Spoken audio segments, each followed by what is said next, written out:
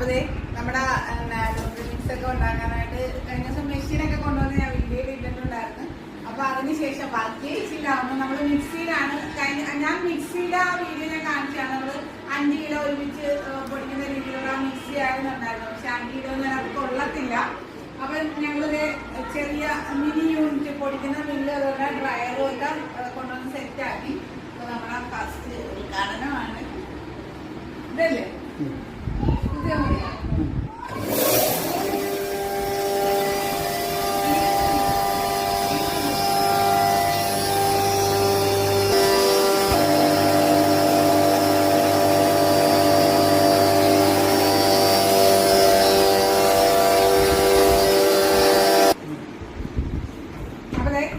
നമ്മള് കുറച്ച് പഞ്ഞപ്പുല്ല് മാത്രമായിരുന്നു ഇട്ടിരുന്നത്.